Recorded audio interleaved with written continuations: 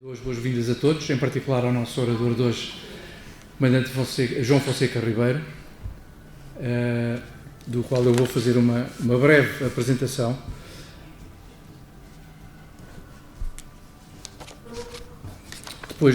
Esta é a quinta conferência, depois de várias conferências que fizemos com muito, julgo eu, bastante sucesso. Temos o privilégio de ter aqui mais um orador que é experimentado e especialista em várias áreas, mas eu vou ler um pouco do currículo, não todo, como é óbvio. Portanto, João Fonseca Ribeiro, começar por aqui, começar pelo princípio. Portanto, é oficial de Marinha, com 25 anos de serviço, grande parte dedicados às operações navais, em forças e Estados-Maiores conjuntos e combinados, dedicado também às comunicações e sistemas de informação e à cooperação internacional e interdepartamental. Participou em operações nos Balcãs, no Mediterrâneo Oriental e em África. Em terra foi representante nacional de ligação junto do Comando Aliado para a Transformação e comandante das Forças Conjuntas dos Estados Unidos, ambos sediados em Norfolk, na Virgínia. Foi ainda chefe das divisões de operações e de relações externas do Estado-Maior da Armada e representante da Marinha no Centro Nacional Coordenador Marítimo. Representou Portugal em diversos fora da OTAN, da União Europeia e da ONU e esteve envolvido em múltiplos projetos de transformação e experimentação. Mais recentemente foi assessor técnico do responsável da estrutura de missão para os assuntos do mar e, mais tarde, do secretário de Estado do Mar no Ministério da Agricultura, Mar, Ambiente e Ordenamento do Território. Desde fevereiro de 2012, no quadro da nova estrutura de governação do mar, foi diretor-geral da Política do Mar. Tem participado na coordenação, definição e implementação da Estratégia Nacional para o Mar e na União Europeia foi ponto focal nacional de alto nível para a Política Marítima Integrada, representante nacional no grupo de direção do Fórum do Atlântico, no âmbito da Estratégia Marítima da União Europeia para a área do Atlântico e coordenador nacional do projeto piloto PLU-MASMED para a Vigilância Marítima Integrada do Mediterrâneo e aproximações atlânticas, representando ainda Portugal em diversos outros grupos especializados. Portanto, isto foi até 2012, correto? Até 15. 2015. Mas entre fevereiro de 2012 e maio de 2016 esteve na Direção-Geral de Política do Mar do Ministério da Agricultura, diretor da Direção-Geral de Política do Mar do Ministério da Agricultura, Mar, Ambiente e Ordenamento do Território, do Ministério da Agricultura e do Mar e do Ministério do Mar. Foram 3. Depois, em maio de 2016, constituiu uma empresa chamada Blue Geo Lighthouse Limitada. É sócio fundador, gerente. Esta empresa que foi constituída em abril de 2016 e é focada no desenvolvimento sustentável do oceano e das zonas costeiras. Individualmente ou em parcerias nacionais e internacionais e segundo uma abordagem integrada de implementação de projetos, a Beagle desenvolve trabalhos na área do transporte marítimo, das infraestruturas de cabos submarinos e complexos recifais ou de proteção submarina, envolvendo a assessoria estratégica e o planeamento e execução de operações no mar. Na inovação dos modelos de negócio nas atividades marítimas emergentes, na conceptualização dos complexos recifais, incluindo monitorização in situ, inovação tecnológica, restauro de ecossistemas, sequestro e trading de carbono e recrutamento de espécies piscícolas. E da investigação científica do mar. Na conceptualização e intervenção em modelos de formação e treino para a área do mar e na cooperação para o desenvolvimento no oceano e zonas costeiras, incluindo a vigilância e segurança marítima integrada. Em 2020, a Beagle foi distinguida com o Blue Relevation Award Innovation pela PwC. A PwC, julgo que é uma empresa de... PricewaterhouseCoopers. Exato. E, portanto, que distingue empresas na área da inovação e desenvolvimento. Em termos de distinções e prémios, o Comandante Fonseca Ribeiro é Comendador da Ordem Militar da Viz, tem várias medalhas de serviços distintos de prata, portanto, prata. Eu não tinha idade para... Não tinhas idade para ter o ouro ainda. Era muito novo ainda. Mas tem vários e tem os 3 graus da Ordem de Mérito Militar. Em termos de filiações, é colaborador especialista para a formação na área do mar da programação SER-PRO da Iniciativa Educação, Teresa Alexandre Soares dos Santos, não é? Da Fundação. Sócio-membro da SEDES, Associação para o Desenvolvimento Económico e Social, e membro dos Observatórios do Mar e da Segurança e Defesa. É membro fundador da ONGD, portanto, ONG para o Desenvolvimento United by the Sea. E para terminar, e para não me alongar mais, é também uma cara que nos aparece de vez em quando na nossa casa, porque também é comentador da SIC. De todas, pronto. É comentador de várias televisões em assuntos na área do oceano, da estratégia e da defesa. Para além disso, portanto, é meu camarada de marinha também, e um pouco mais novo que eu. Temos alguns, para além da formação matricial militar, temos outros pontos em comum, mas eu não vou aqui agora falar nisso. E não vou alongar mais. Estou curioso, e penso que todos nós estamos curiosos, pelo título, A Grande Guerra pela Liberdade Individual. Que a guerra tem que ver com a liberdade individual. Ele vai-nos explicar o que é que tem que ver. A conferência vai durar cerca de meia hora, 45 minutos, depois teremos tempo, algum espaço para algumas questões que queiram colocar.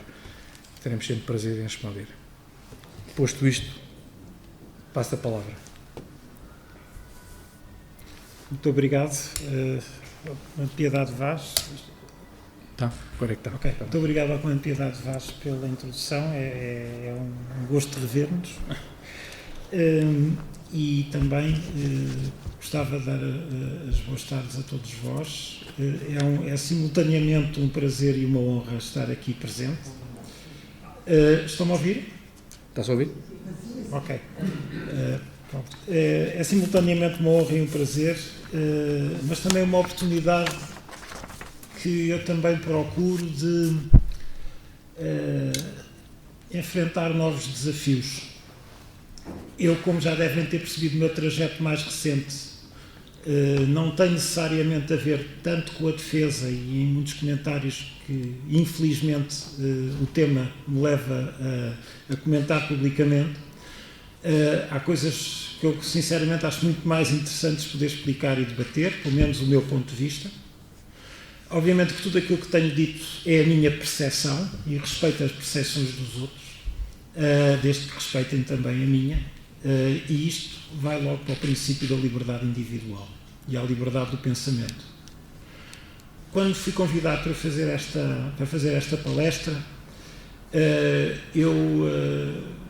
enfim, peguei num tema que, no fundo, é o aprofundamento de um trajeto em que há construções de sociedade, há modelos de desenvolvimento da sociedade, há desafios e há riscos.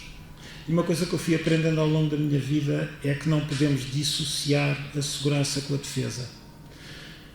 Muitas vezes precisamos da defesa para garantir a criação das condições básicas para promover, eu disse segurança da defesa, eu queria dizer segurança do desenvolvimento.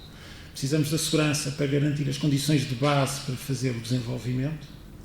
Outras vezes, quando o desenvolvimento é mais vibrante, nós precisamos da segurança para garantir a dissuasão. E o mundo é construído, ou tem sido construído, neste binómio.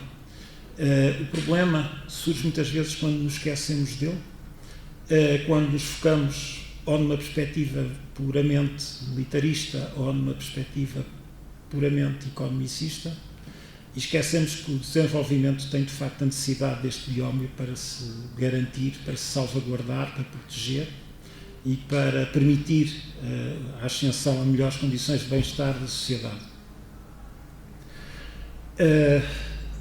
Também tenho assistido exatamente a algumas, e mais uma vez é a minha percepção, quando faço uma descrição sobre aquilo que me parece uma ameaça e podemos fazer frente, eu não pretendo com esta apresentação criar alvos absolutos, porque aquilo que eu constato no nosso dia-a-dia é que alguns dos comportamentos, quer daqueles que hoje nós vemos como potenciais adversários, quer aqueles que nós hoje também vemos como aliados, amigos, colaboradores, muitas vezes, se não fizermos um exercício racional daquilo que de facto importa salvaguardar para que cada um possa exprimir aquilo que deseja, aquilo que pensa e tal seja possível, não devemos abdicar de grandes princípios. E neste momento aquilo que eu sinto que é o mais importante é lutar pelos grandes princípios, independentemente exatamente de onde é que estas ameaças possam estar a surgir. Hoje são mais evidentes de algumas áreas geográficas, mas não necessariamente únicas.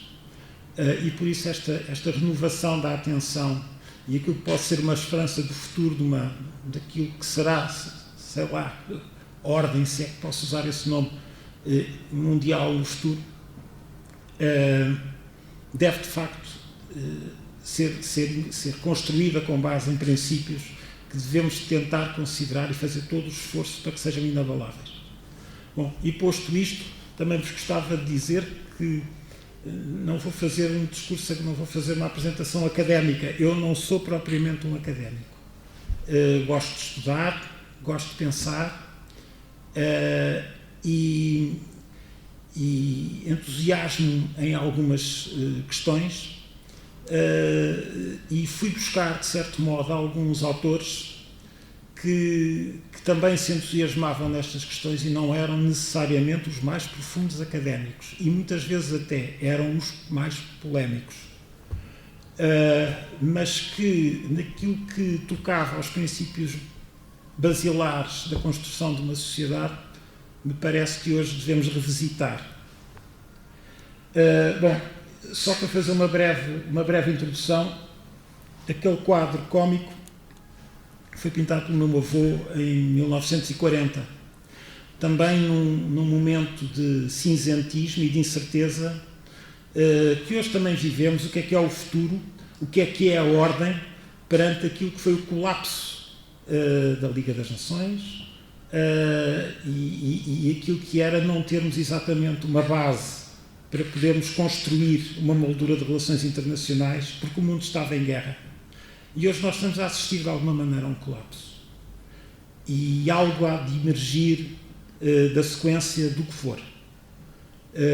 E eu julgo que neste momento mais importante do que estarmos a procurar privilegiar o primado de algumas instituições, que eu diria algumas têm estruturas fossilizadas, que decorrem de impérios, e nós temos que, de facto, estimular muito mais as questões, o debate das questões essenciais, porque a forma futura, muito provavelmente, não tem nada a ver com esta. Também seremos desafiados a ter que olhar para o futuro com um espírito de abertura que muito provavelmente, alguns de nós, eu próprio, muitas vezes, me sinto desafiado ao limite de pensar nessas grandes aberturas, e admito que gerações possam ser mais velhas do que eu, ainda possam sentir esses desafios ainda mais difíceis de enfrentar, mas eles decorrem de uma construção, e essa construção mantém uma integração, muitas vezes por motivações que nós podemos não entender à partida, mas que no final também contam. E que radicam exatamente de uma evolução que a sociedade tem tido. Bom, como eu não sou académico, eu vou dizer o seguinte: eu construí esta minha apresentação em 4 livros que fui lendo recentemente. 2 são reedições. É o texto de John Stuart Mill sobre a liberdade. Outro é do Herbert Wells,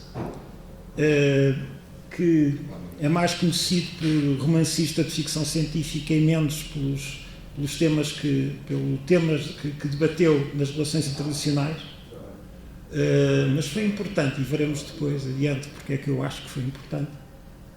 E estes 2 trazem de facto algo que eu a seguir vou explicando nesta minha construção.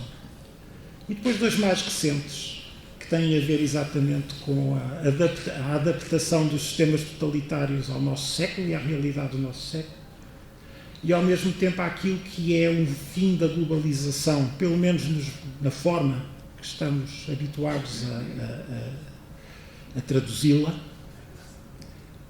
e de certo modo um certo regresso à nossa condição mais básica de proximidade. O acesso aos recursos naturais da proximidade, a valorização, enfim, eu não devia usar a palavra valor, mas vou usar. Aquilo que a sociedade mais privilegia e mais valoriza, por muito que nos custe encarar essa possibilidade, a sua quase regionalização vai acontecer nas formas de governação. Digamos, as grandes relações globais estão neste momento a ser postas em causa e, fundamentalmente, importa perceber a gênese deste antagonismo e o que é que nos leva a ter que olhar mais para nós próprios e a ter que contar, pelo menos num período que ainda não sabemos quanto tempo durará, com aquilo que nos é mais próximo e que devemos proteger, salvaguardar e garantir que o nosso modelo de evolução, dentro dos grandes princípios, prevalece.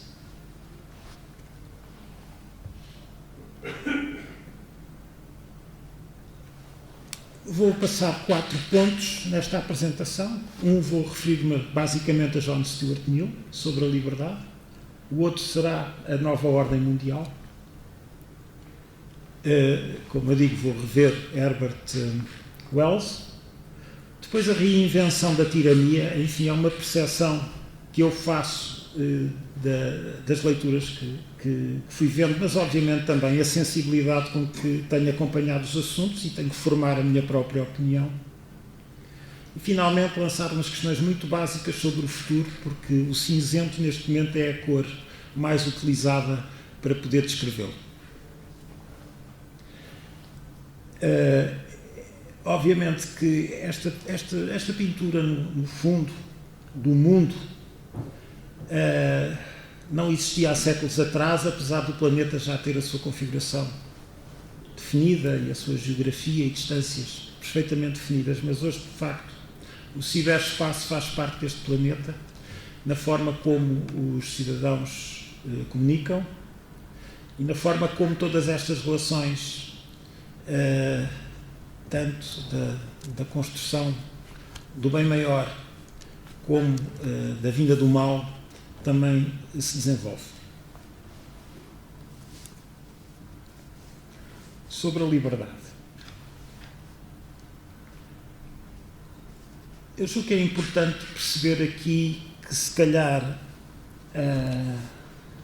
o conceito da liberdade, e cada vez mais traduzido para a liberdade individual, é o conceito que mais linhas vermelhas tem.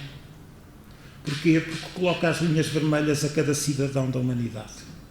Porque a liberdade de cada um termina onde começa a liberdade do outro. Por isso eu não tenho medo de falar de linhas vermelhas. Tem é que fazer sentido. John Stuart Mill tentou, de facto, trabalhar principalmente a liberdade individual e outros temas que também decorrem exatamente daquilo que são os futuros direitos, liberdades e garantias dos cidadãos. Mas, de facto, ele tenta encaminhar, através de um conjunto de grandes princípios, para que todos podemos dizer o que pensamos, todos podemos fazer o que quisermos, respeitando a liberdade do outro. Ou seja, prevalece sobre aquilo que nós muitas vezes queremos substituir por facilitismo, por liberdades coletivas, por direitos coletivos. Mas, para ele, e eu concordo com essa opinião, direitos coletivos sem liberdade individual não servem.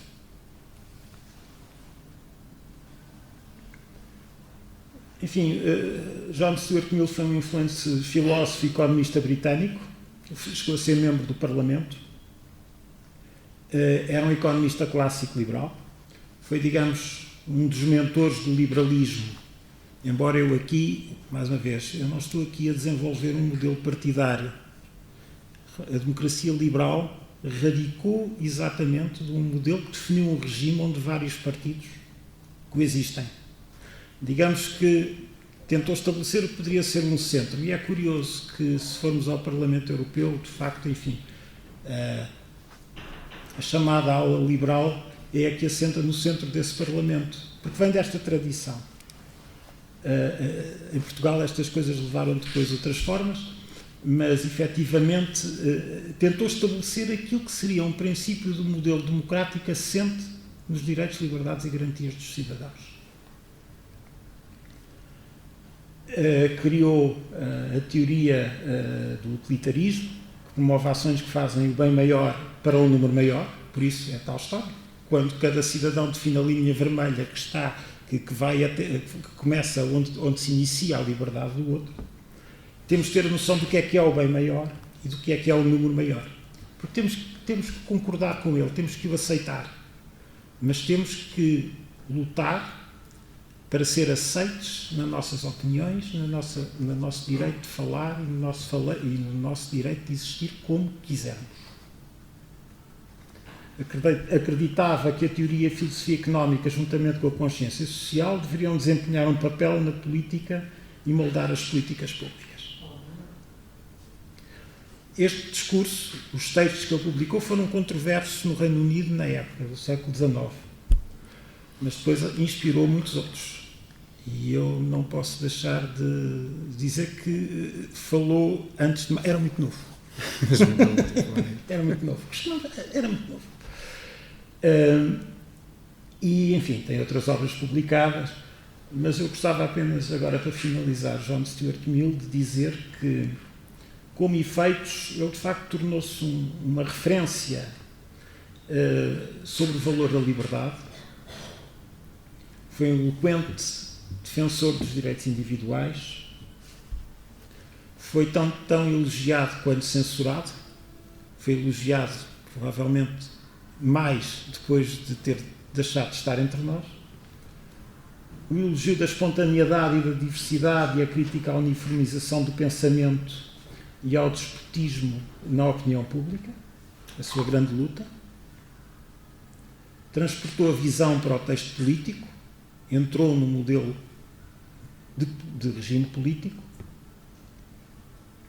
elogia os valores individuais, como a curiosidade intelectual, a vontade de conhecer, a vontade de saber, a vontade de explorar, a vontade de descobrir, a tolerância e a abertura de espírito.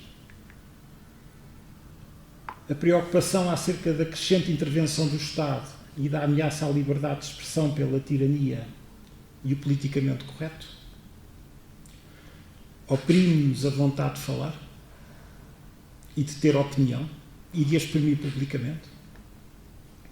E eu, muito sinceramente, eu acho que revela toda a atualidade e pertinência. Nós temos que ser capazes de falar de opinião, ter opinião e poder exprimi-la, e temos a liberdade de a exprimir. E temos que ter um regime que nos permita fazer isso.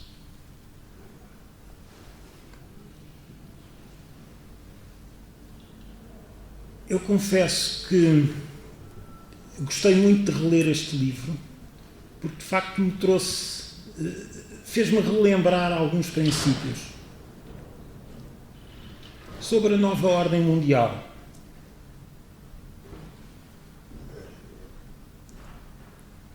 Em 1940, exatamente na altura do mapa do meu avô, e na incerteza sobre o que é que o mundo seria no pós-guerra,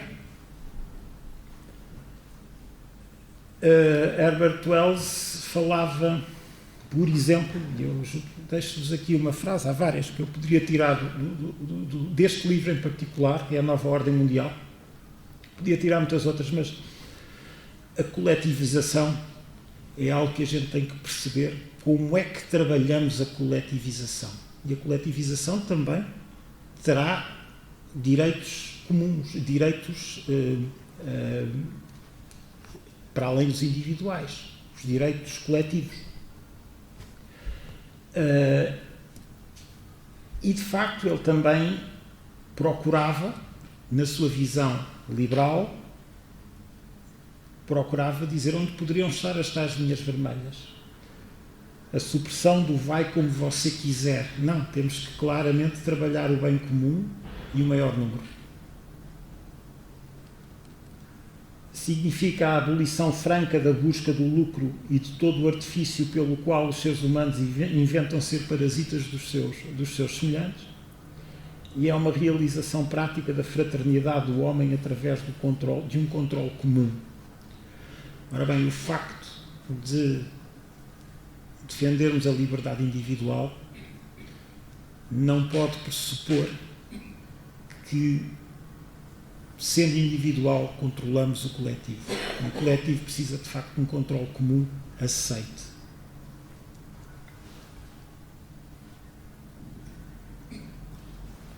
Como eu digo, ele era um romancista, um jornalista e sociólogo e historiador. Na Primeira Guerra, ele era um liberal otimista, modificando-lhe a sua concepção.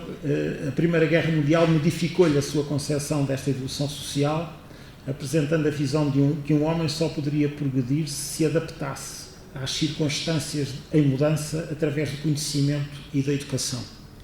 E eu muitas vezes vejo isto na minha própria sociedade e acho que é um fator negativo da sociedade portuguesa, é que nós somos tardios a interpretar os sinais do tempo.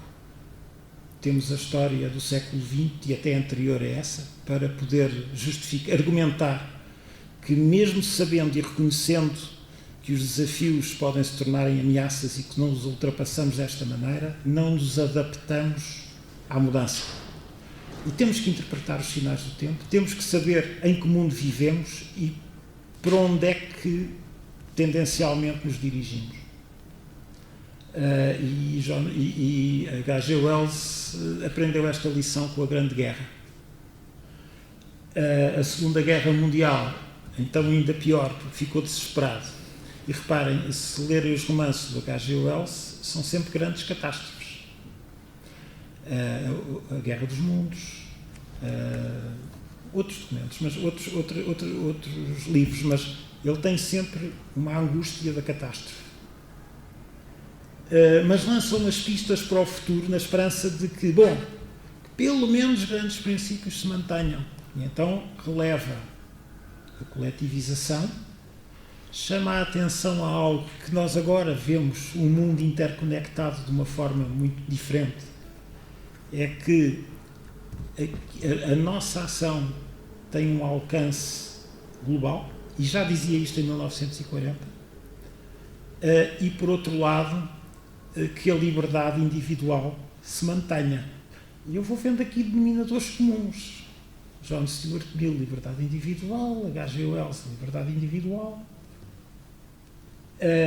E reconhecia que havia os movimentos em oposição.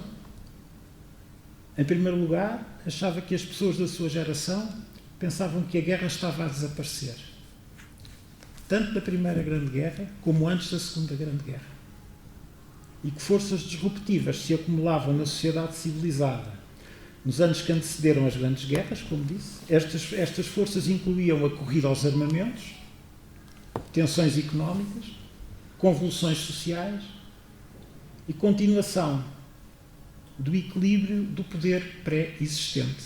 Ninguém quer antecipar e interpretar os sinais do tempo e a mudança. Obviamente que isto reforçou muito a visão de que H.G. Wells tinha de que a educação da sociedade é fundamental para podermos ser resilientes e para podermos nos adaptar às circunstâncias.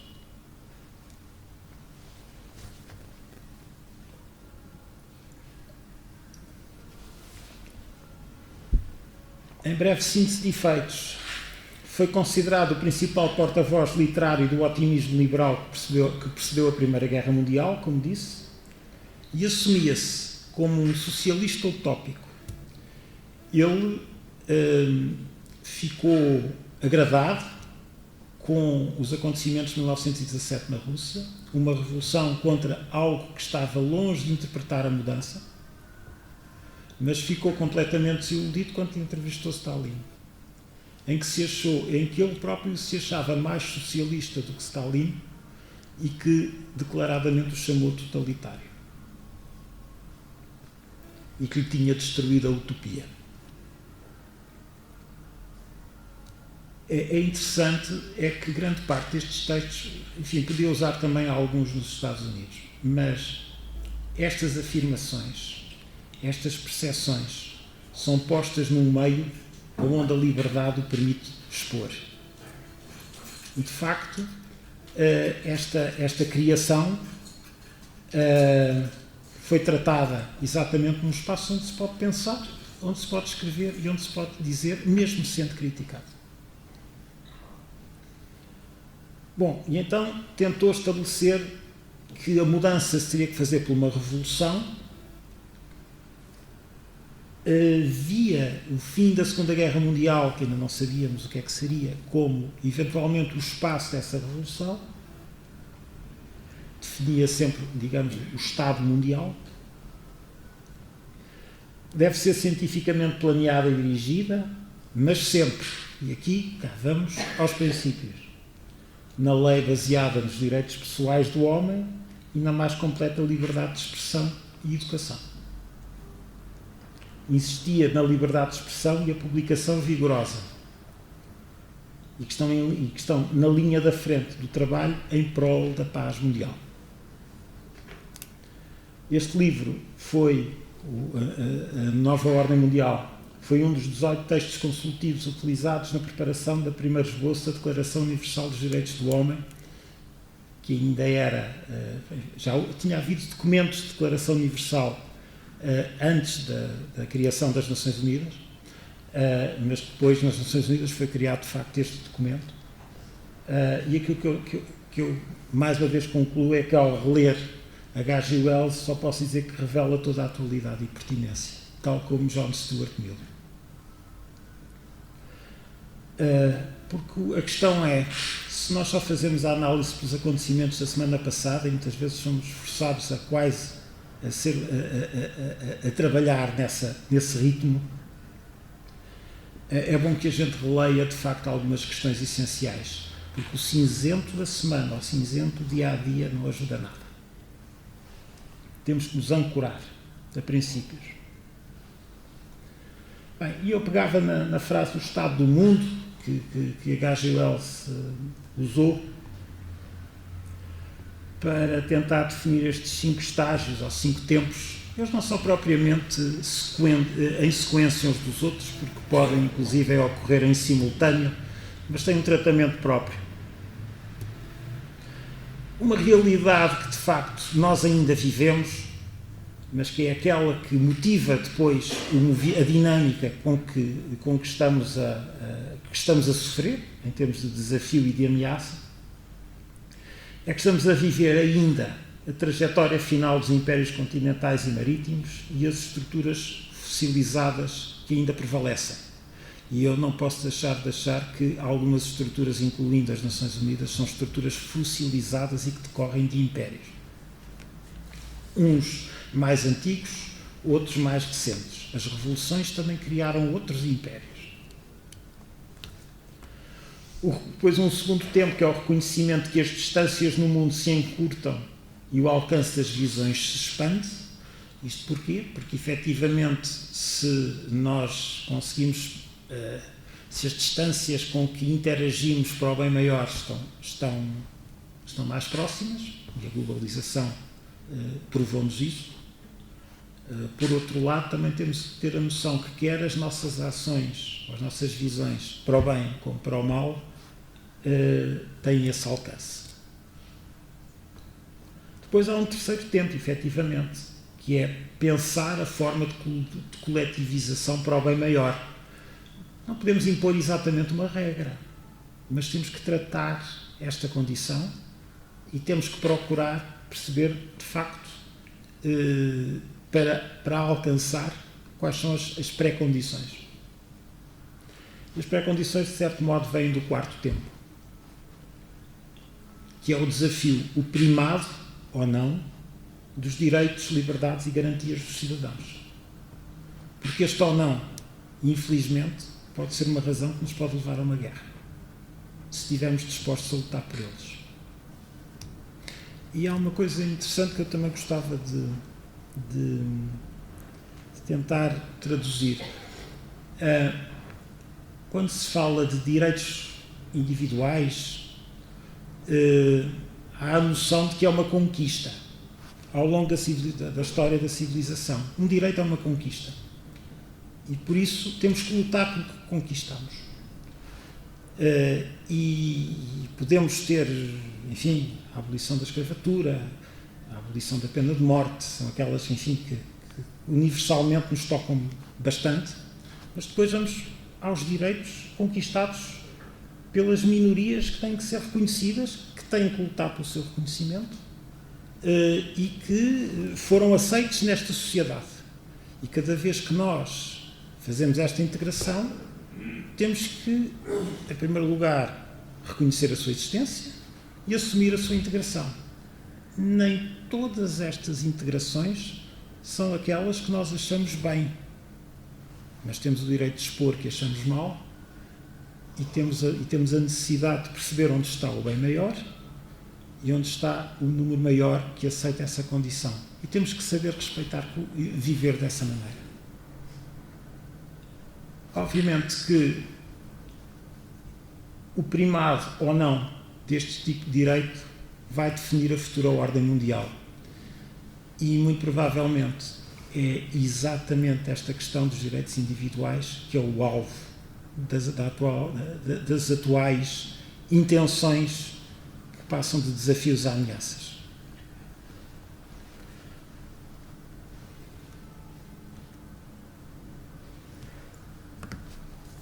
Bem, sobre a reinvenção da tirania,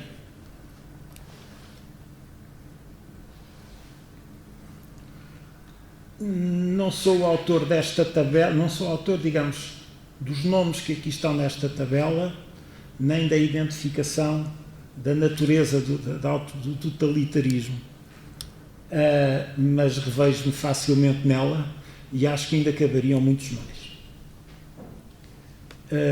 Se no passado nós reconhecíamos o totalitarismo e, digamos, a personificação do totalitarismo, que é sempre um elemento essencial desse tipo de regime, e atrevo mesmo a dizer, enfim, posso ser polémico, mas os extremos tocam-se, precisam exatamente dos mesmos elementos. Uns podem ter mais ideologia, outros podem ter mais processo. Só que uma ideologia, para chegar à prática, precisa de juntar o processo. O processo, para chegar ao seu resultado, precisa de colocar a ideologia ao seu mentor. E, no fundo, têm todos uma figura de proa, têm todos um sistema de Estado dominante, nacionalizante, e que, no fundo, retiram os direitos, liberdades e garantias individuais. Por isso, eu diria, está tanto mal de um lado como está no outro, quando falamos em efeitos finais. Mas, obviamente, no passado, eles caracterizavam-se mais pela sua afirmação através do medo. Hoje, temos a manipulação como a grande ferramenta trabalhada a este nível. E quais são, digamos, os instrumentos do novo totalitarismo? É a manipulação e a violência sofisticada, é o engano, é a mentira, da pandemia à prisão domiciliária. Não sei se têm presente o que foi, digamos, em Xangai, digamos, a segunda vaga de epidemia da Covid, o que representou para a sociedade chinesa naquela altura, porque rapidamente se passou de um processo de confinamento para um processo de prisão domiciliária durante meses. Da propaganda à info-exclusão, porque se de facto nós retirarmos o acesso à informação Num primeiro momento podemos introduzir uma propaganda, mas num segundo momento podemos simplesmente info-excluir partes da sociedade. E info-exclusão é uma das bases atuais da criação dos conflitos. E isto, enfim, se olharmos para a África, temos muitos exemplos dessa ordem. Do controle subtil ao apagar o estado vizinho de um mapa,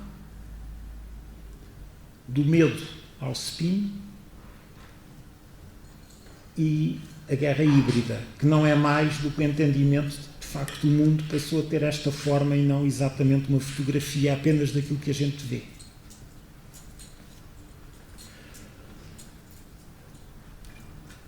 Obviamente que, sendo o alvo deste novo modelo totalitário, digamos, os regimes de democracia liberal, onde os direitos, liberdades e garantias individuais são privilegiados, obviamente que temos que encontrar formas de combater esta ditadura adaptada ao século XXI.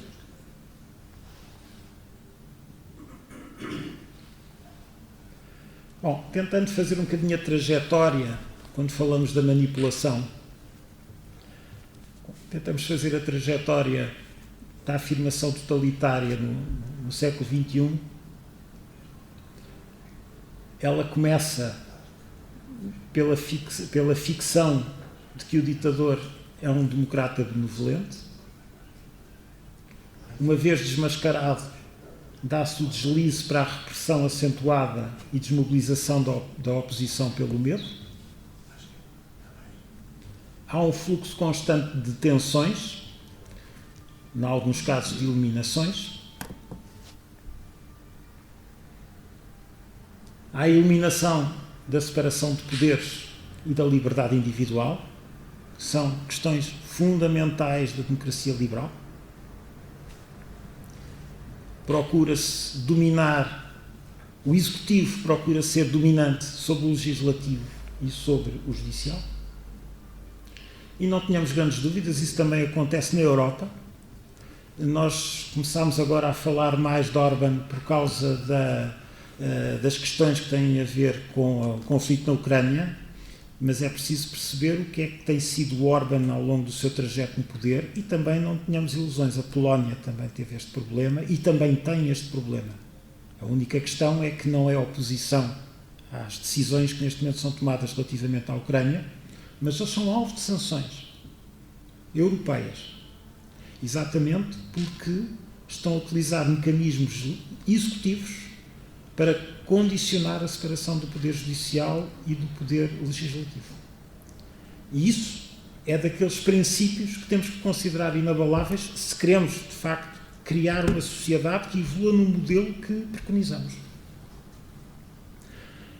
E a conclusão que eu tiro daqui é que, pronto, nós podemos estar neste momento a querer ver caras e a apontar alvos muito concretos, e justificadamente, mas estas atitudes acontecem em todo o lado, inclusive em Portugal, podemos falar, não é? Inclusive em Portugal, simplesmente por alguns casos até mais ingênuos do que outra coisa, o controle dos cidadãos, supostos estados de emergência, enfim, podemos definir como é que ingenuamente podemos também cair no risco de não respeitar os grandes princípios. E aqui precisamos ter uma sociedade, uma plataforma da sociedade civil ativa, que aponte o dedo, que intervenha e que diga que não está bem. Pior é que, a seguir, este tipo de regime infiltra-se nas instituições internacionais e manipula a partir de dentro. E eu não posso ver as Nações Unidas como, digamos, no fundo, temos uma estrutura fossilizada a ser instrumentalizada. Obviamente que importa reformar muita coisa. Infelizmente, porque não se antecipam os sinais do tempo, vamos ser obrigados a reformar da pior maneira, que é quase reconstruir uma coisa pós sabe-se lá o quê.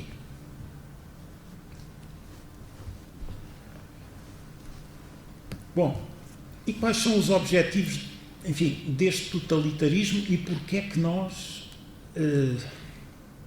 devemos observar com preocupação a ameaça se somos um alvo? Em primeiro lugar, o objetivo do totalitarismo é a afirmação e longevidade do poder totalitário do representante desse regime, representante máximo desse regime, nesse Estado. E, por outro lado, ele, nessa afirmação, vai também querer vencer o isolamento internacional a que fica sujeito. Sobre os efeitos, obviamente que, para tal, os direitos coletivos sobrepõem-se e anulam os direitos individuais. Eles não deixam de ter orientações para governar. Não passa. É pelo respeito pelas liberdades individuais. As ameaças externas justificam as manobras totalitárias e internas de controle. Não se pode falar de guerra, penas completamente desmesuradas sobre, digamos, os seus praticantes, enfim. As ameaças, peço desculpa porque isto está aqui um erro, mas as ameaças externas justificam a expansão do centro para recriar o mapa de um império fossilizado. No fundo, utilizam-se, digamos, as questões menos bem tratadas ou maltratadas do passado para justificar as ações do presente. Uma coisa perigosíssima, que é o uso da língua como finalidade estratégica e não como meio. A língua deve ser um meio para comunicar. No futuro sabemos lá até que ponto é que a língua pode ser tão importante para comunicar se nós comunicarmos por bits. Pode haver uma língua, já houve várias tentativas, obviamente, mas alguma inteligência artificial pode substituir a nossa própria língua a falar na humanidade. E a língua deixa de ter essa relevância que nós queremos ter, que nós queremos exprimir no plano cultural, o que não deixa de ser mau. Mas não podemos, em situações deste tipo, de modo nenhum, utilizar a língua como uma finalidade estratégica de ocupar um território. Portugal podia invocar o seu império para invocar perfeitos disparates. O Reino Unido a mesma coisa. E sobre os efeitos históricos, poderíamos ir parar ao Australopithecus para ter os argumentos que interessam. Por isso eu vou usando a questão das estruturas fossilizadas, porque nós estamos mesmo a falar de fósseis organizativos das coisas. E não estamos a interpretar em tempo os sinais da mudança e a forma de adequar à realidade e ao futuro. Eu uso aqui um exemplo que eu acho muito interessante, devo confessar. Pode ser fraturante na sociedade em alguns casos. Eu não vejo-me à vontade para falar sobre estas questões, porque acho que de facto é relevante. As minorias, em alguns casos, são tratadas como terroristas. Eu usei aqui o exemplo da comunidade LGBT, que mais?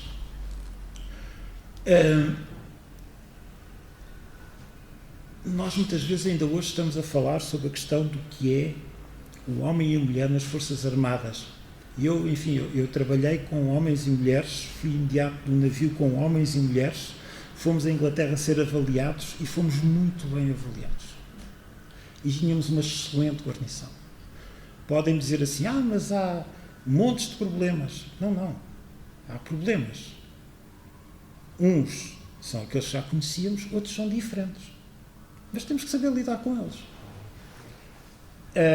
E um dos aspectos curiosos nestas coisas, e voltando aos direitos, o direito é conquistado. O direito, ao ser conquistado, tem que se lutar por ele. Porque pode-se perder esse direito se não lutarmos por ele. E talvez não conheçam, mas há militares ucranianos da comunidade LGBT a combater as forças russas, com dois objetivos. Um é alcançar maior reconhecimento, porque na Ucrânia esta comunidade não é tão reconhecida quanto necessário num contexto de aceitação de minorias e de identidades de género. Mas, por outro lado, porque sabem que se o outro lado prevalecer, eles perdem esses direitos. Isto chega ao ponto que, neste momento, o Kremlin considera a comunidade LGBT terrorista. Bom, e qual é o alvo final?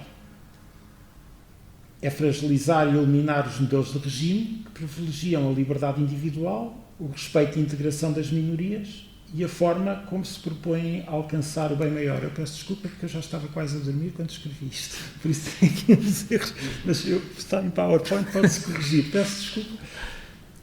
Ou seja, o que está em causa, que é o alvo, é o modelo político da democracia liberal. É isso que se opõe ao poder, à afirmação de poder noutros Estados vizinhos, onde estes regimes existem. Bem, sobre o futuro. Eu estou bem no tempo? Tem mais 5 ou 10 minutos. Então, está ótimo. Sim. Sobre o futuro. O Ocidente enfrenta hoje um desafio complexo. No passado, os inimigos da liberdade individual não usavam disfarce, não deixando dúvidas quanto à sua verdadeira natureza, e as linhas divisórias geopolíticas eram nítidas. Hoje, o mapa é bem mais cinzento e a maior parte destes inimigos é mais difícil de identificar. Integram-se na sociedade internacional e corroem-na desde o seu interior. O binómio desenvolvimento e segurança perdeu os mecanismos dissuasores. Ou seja, estamos fragilizados. E aqui o temos perdido os mecanismos dissuasores tem a ver com uma outra questão. E volta a H.G. Wells. Os amigos do tempo dele não acreditavam que houvesse mais guerra. Nós, ao longo dos últimos 75 anos, contratualizámos serviços de defesa aos Estados Unidos. E isto é só a Europa, mas depois podemos falar do mundo. Contratualizámos serviços de defesa aos Estados Unidos e as nossas políticas foram essencialmente pacifistas. Não em prol do pacifismo, foram pacifistas. Isto é muito diferente. Porque em prol do pacifismo implicava que temos que ter uma capacidade de defesa daquilo que para nós é essencial e os direitos que conquistamos fazem parte deles. Nós desarmamos e perdemos a capacidade de dissuasão. Quem se opõe a nós sente-se encorajado a tomar a ação.